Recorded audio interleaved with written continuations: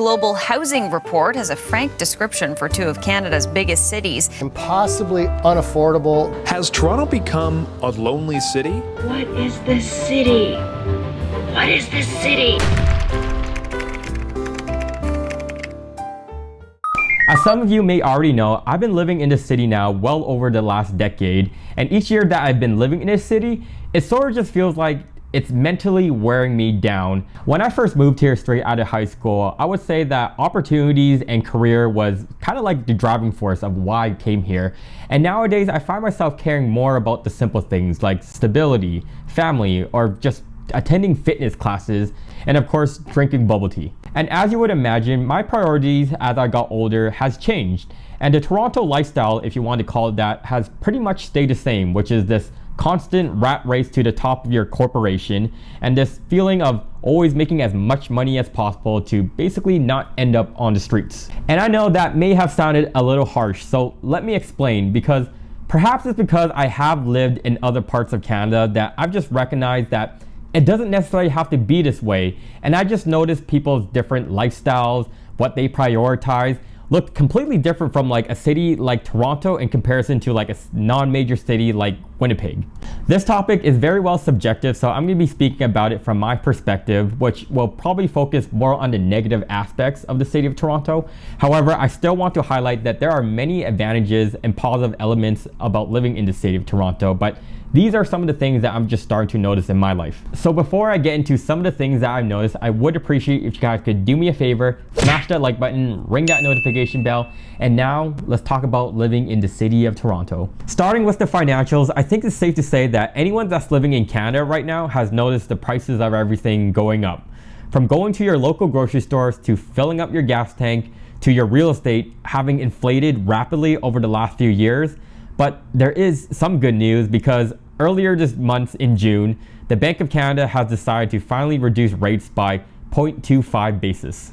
Anyways, living in Toronto, well, let's just say that the financial burden feels that much more. If anything, it's like amplified because let's just give you an example. When I first moved into this one-bedroom condo in October 2021, this unit was going for $1,750, and even at that time, I was like, hey, that's sort of high. And now if you look at June's report of 2024, this same one-bedroom condo easily could probably go be rented out for $2,500. Oh, but wait, there is sort of good news to this because apparently rent in Toronto is on the decline for the third month in a row.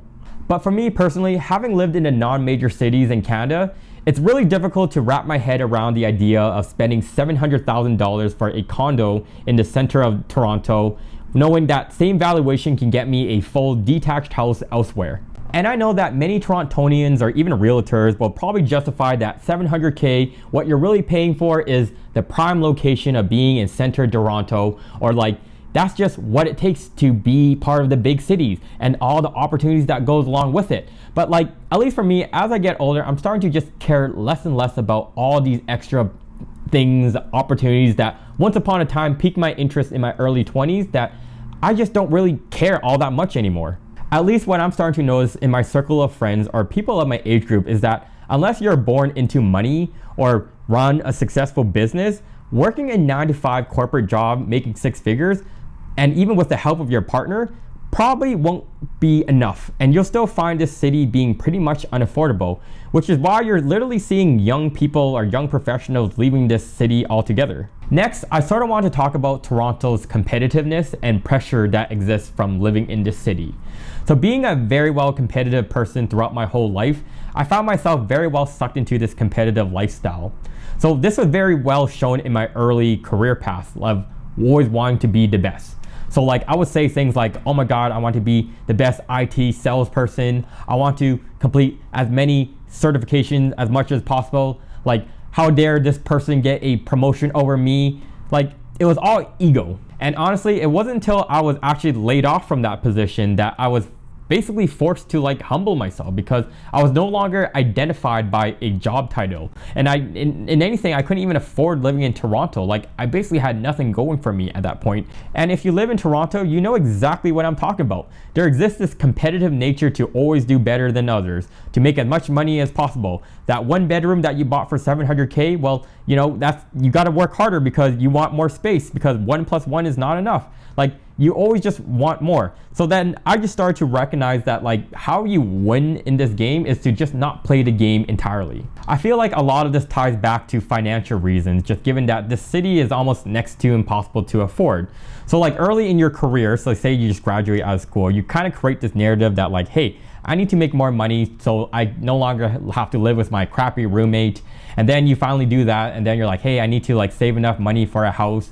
And then you're like, hey, I want to get married, have kids, have pets. Like it just never ends. So like it kind of just feels like even though you're trying your best to live below your means, without even realizing it, you're like living above your means without even living above your means, if that sort of makes sense. It's really sad, but I literally know people who work their tails off for the basic standards of living in Toronto, because apparently working one full-time job isn't enough to cover everything, because that only just covers the roof over your head. You now need to work a second job or a side hustle to make additional income or that fun money. And now you're starting to just recognize throughout your whole week, you're like, I'm working nonstop. And then literally you will hear other people who kind of like flex about how busy and cool they are being busy all the time. Like, what the heck? Like, did we just forget that there exists a life outside of work? It's no surprise that living in a major city naturally comes with longer commute times and traffic. And at the early stages, you kind of just tolerate it because wherever you're going, it's justified. So like, I know a person who commutes for all the way downtown Toronto from like Richmond Hill for work. And when you ask this person, like the response you usually hear from people who like do longer distance of commute, they'll say like this is the only job I could find. It's hybrid. I only go in 2-3 days a week. Like if I'm on the go bus, like I kind of just read on it, so it doesn't really hurt me too much. Like it's all logically makes sense, but it does get taxing. And I know this because this is kind of the garbage I even told myself when I had to commute long distances. But let's not forget how this slowly wears you down mentally. If you already don't enjoy your job, which I'm confident a lot of people don't, how would you like to spend 2 hours plus of your day commuting, and when you get home you're like, oh crap, I want a life outside of work, but I got home late and then tomorrow I have to commute again early in the morning. It gets exhausting and quite stressful.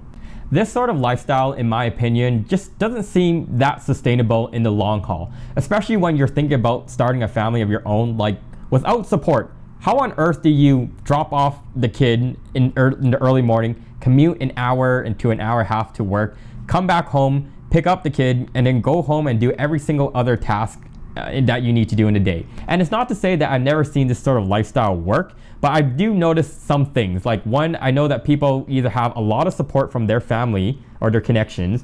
Two, they come from like wealthier family. Or thirdly, which I think a lot of people do this, is that they are able to do this, but it's like terribly hard and difficult. And then it just seems like so much has to align properly to make the city work in the long run. Lastly, I want to talk about proximity, or how distances impact your social connection, whether that's family, friends, or just relationships in general. Some may already know this, but the city of Toronto isn't just Toronto. There actually exists this thing called the GTA. And no, not that GTA, rather this GTA stands for the Greater Toronto Area, which is quite massive.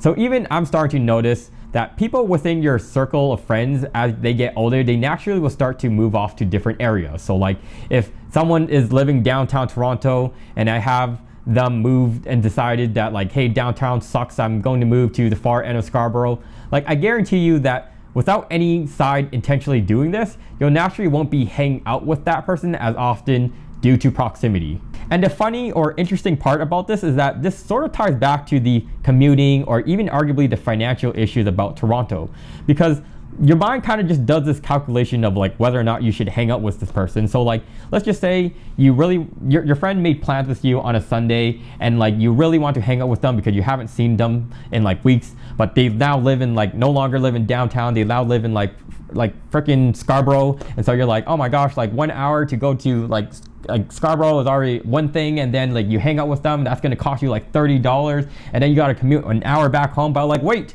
wait, you have work Monday early morning. And so you're like, I don't know if I can do that. Look, you know what the solution is? Let's cancel or reschedule. Usually not even intentional. It's just like how it is because of like how much time is wasted commuting. Like people's time is already constrained as it is with their own personal life. So like adding the distance of like commuting makes it that much worse in my opinion. Then you may ask, what's the result in all of this? And this could leave a person thinking like, what the is going on with my life? I literally work 2 jobs to put a roof over my head. I barely have any time to hang out with people because the time that I want to hang out with people, they're so busy themselves. I'm so busy at the time. It's next to impossible to align schedules. It just seems like almost next to impossible to do the most simple things. I hope things will get better, but I'm not sure if it was. There's just a big if of everything. To conclude this video, as shocking and funny as this may sound, I want to emphasize that making it work in Toronto can still very well be possible. And don't let someone over the internet, even myself included, kind of tell you otherwise, because I seriously don't know your circumstance, where you're coming from. So like, don't let me kind of tell you if this city is right for you in that sense. One thing that's certain about living in Toronto is you'll probably need quite the salary if you're coming here with no sort of support system. And it's important to kind of know what you're getting yourself into if you're ever deciding to move into the city, or even if you're deciding to leave the city entirely. Like I've mentioned before, even I started to notice my mind always kind of feels a little bit on edge living in the city. From the moment I wake up, I feel like I always have to be productive in the sense of like, I want to beat the traffic, so I'm gonna go grocery shopping earlier in the day. Working just a normal job isn't enough because like the insane cost of living here is like next to impossible, so I feel like I would have to work and do more. And the ironic part is that I never really had this sort of feeling when I was visiting other parts of Canada, or even when I was living in Winnipeg, Calgary, or like whatever. But hey, that's just my opinion about the city and my honest take about how Toronto slowly burns you out mentally. So if you made it to the end of this video, thank you so much for watching. Leave me a comment or a question down below. If you haven't already, hit the subscribe button. Follow me on Instagram if you haven't already, and I guess I'll see you all in the next one. Peace.